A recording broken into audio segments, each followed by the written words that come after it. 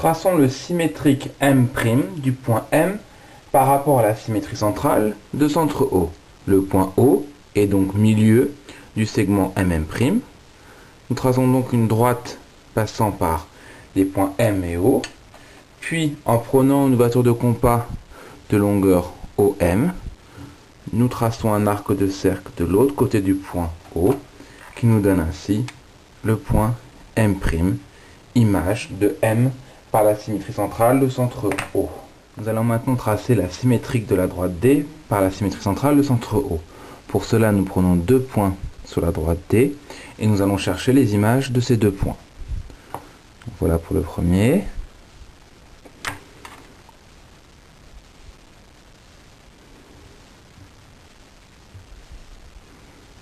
Nous tenons la première image. Pour le second point maintenant.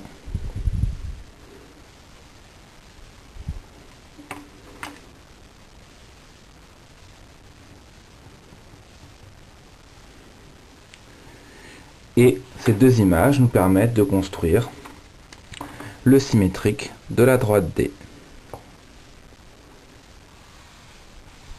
Vous pouvez remarquer que cette droite est parallèle à la droite D. C'est une des propriétés de la symétrie centrale que l'image d'une droite est une droite qui lui est parallèle. Nous allons tracer maintenant l'image du quadrilatère ABCD par la symétrie centrale de centre O. Pour cela, nous allons en fait construire les quatre images des quatre points A, B, C, D. Nous commençons par le point A. Voilà.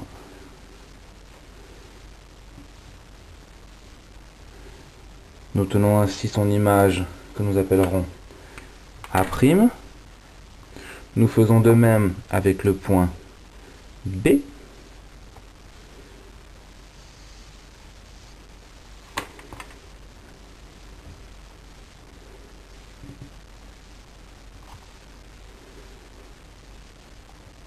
Nous obtenons le point B'.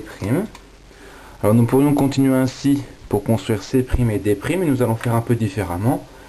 Nous savons en fait que le point D' est situé à une distance de O égale à OD, donc on trace un arc de cercle comme ceci. Mais comme la symétrie centrale conserve les longueurs, nous savons que la longueur AD sera égale à la longueur A'D'.